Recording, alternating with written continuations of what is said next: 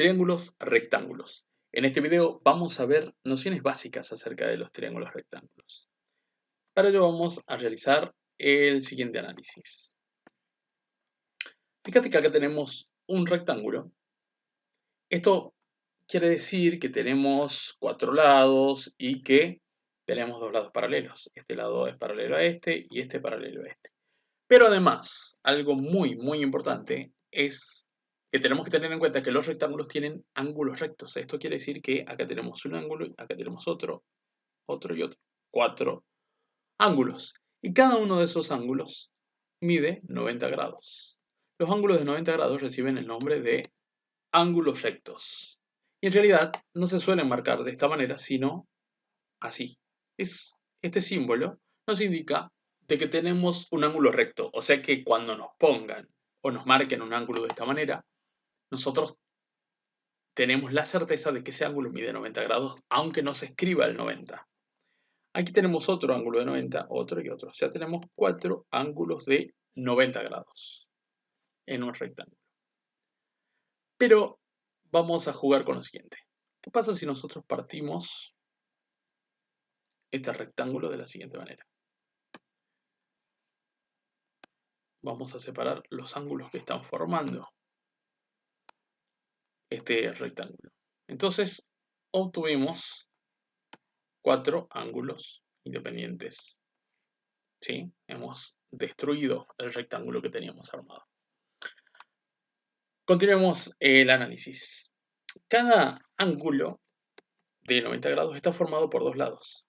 Les podemos poner nombre a estos lados. Tenemos aquí un lado y acá tenemos otro. Les podemos llamar a este lado A y a este lado B. Lado C, lado D, a este le llamaremos lado E, lado F, lado G y lado H. Por ponerles algún nombre, hay distintas maneras de nombrar distintos nombres de notación, pero bueno, por ahora ocupamos las letras mayúsculas en imprenta. Entonces tenemos cuatro ángulos y les pusimos nombre a sus lados. Y ahora, ¿qué es lo que vamos a hacer? Vamos a formar triángulos, aprovechando que tenemos un ángulo y dos lados. Lo que vamos a hacer es realizar esta unión. Y le vamos a poner otro color, le pongamos color azul. Y vamos a hacer eso con los otros.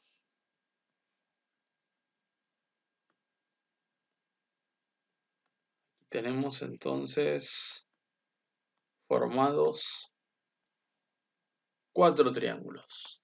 Notemos algo importante y es que este lado nuevo no forma al ángulo de 90. ¿Esto qué quiere decir? Que la existencia del ángulo de 90 no depende de este lado azul. La existencia del ángulo de 90 grados depende del lado A y del lado B, porque esos son los lados que forman a ese ángulo. Notemos que si, por ejemplo, hacemos que desaparezca en los lados azules, los ángulos siguen existiendo. Ahora, ¿por qué mencionamos eso? Vamos a poner nuevamente los lados en cuestión.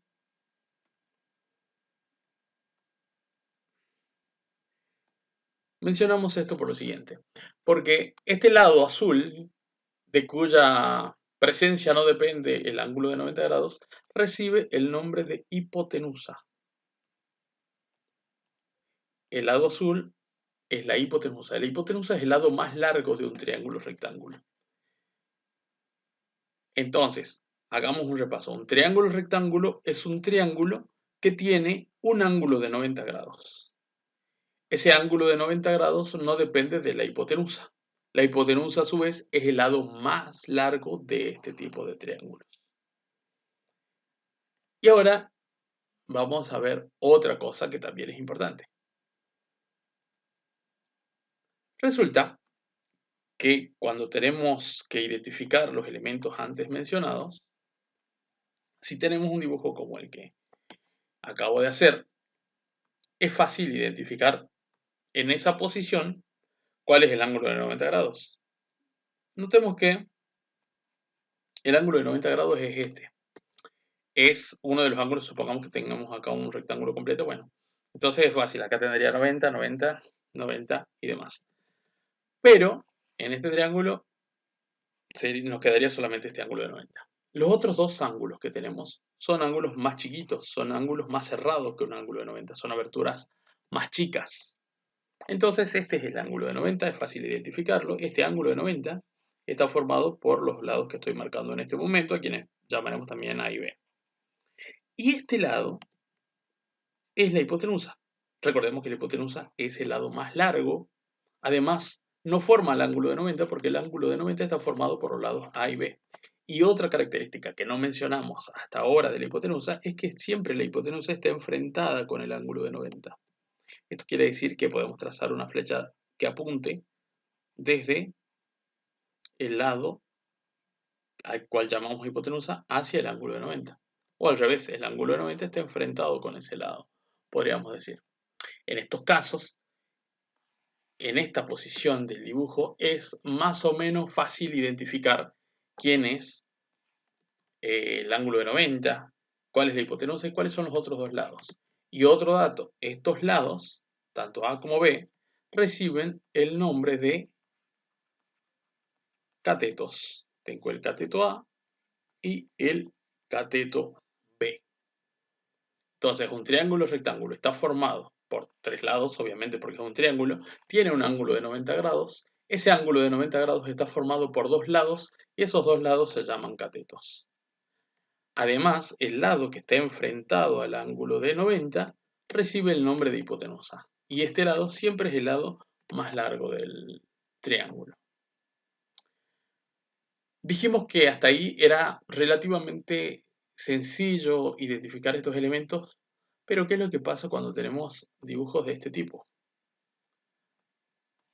Supongamos que nos dan un ejercicio en donde el triángulo aparece así, o sea, en otra posición.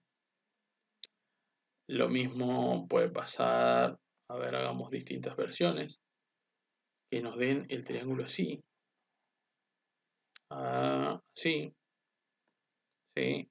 O que nos lo den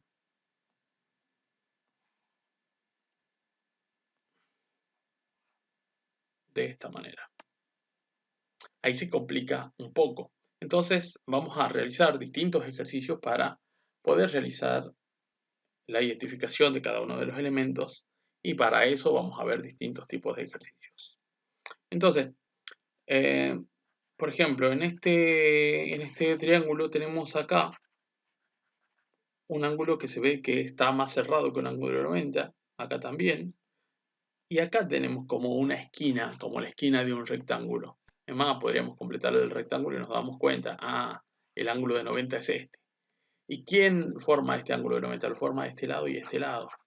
¿A quiénes podemos llamar X e Y, por ejemplo? Entonces, como X e Y forman el ángulo de 90, estos deben ser los catetos, el cateto X y el cateto Y. Y esta debe ser la hipotenusa.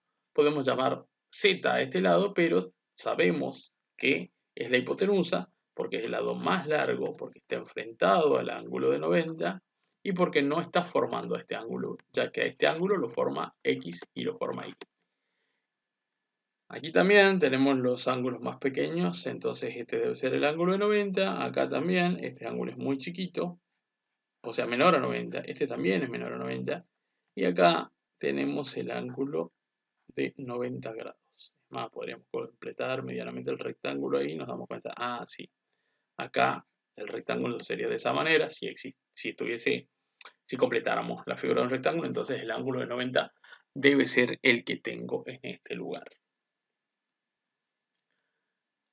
Este video termina ahí, aquí termina nuestra introducción de triángulos rectángulos, en donde se vieron las nociones básicas de qué es lo que es un triángulo rectángulo, cuáles son sus elementos, tienen un ángulo de 90 grados, tienen dos catetos, tienen una hipotenusa que está enfrentada con el ángulo de 90 y además esta hipotenusa que está enfrentada con el ángulo de 90 es el lado más largo del triángulo en cuestión.